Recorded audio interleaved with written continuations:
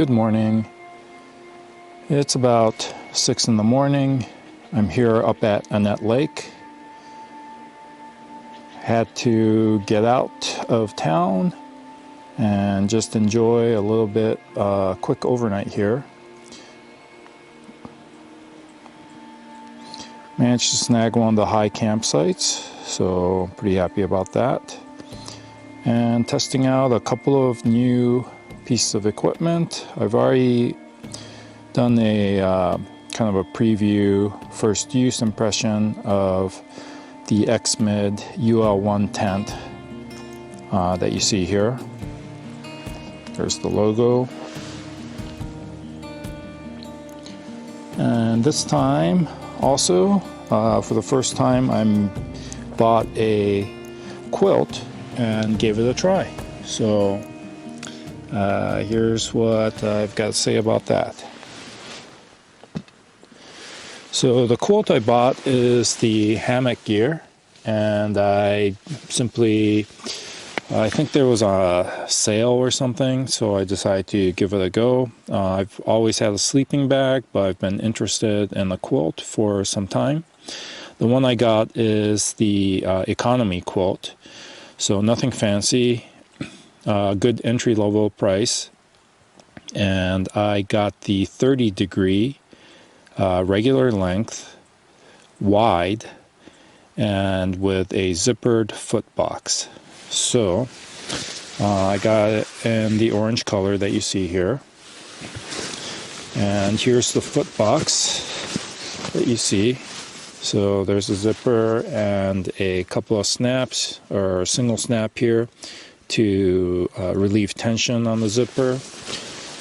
It's closed by a little cinch cord that you see here, and this is about as tight as you could cinch it. So if you're, I guess, using this at the near limit, 30 degrees or even lower, you might need to stuff something in there like extra clothing or, a sock or something. So last night temperature was about 50 degrees at the coldest.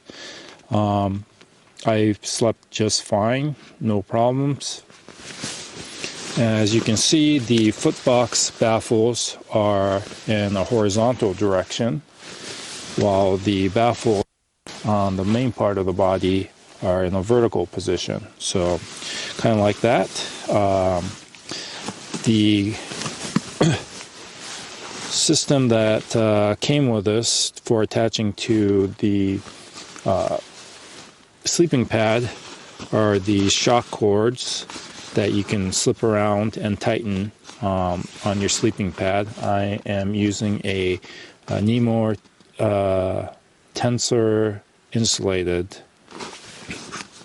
and it comes with these little hooks that you see. Let me try to get a better view. So not quite a true mitten hook, because you see that there's a gap there that is always open, basically. And on the quilt side, you see these little tabs of, it's actually a slight loop. Hopefully you're getting that. Yep. And what you're supposed to do is slip it. Let's see if I can do this. You're supposed to slip it in between the gap here, kind of working in, like so. And theoretically, it should just keep your quilt attached to the attachment shock cords, and therefore keep the heat in. I think it works. However, what happened last night was around 2:30, I got up to go take a pee, and found that of the 6 attachment points, 3 had come undone. So basically, while you're rolling around and things, it works itself free, especially with some tension on it, I guess, and comes loose. So not too happy about these attachment clips. I think it needs some sort of work, or it should actually be a mitten clip.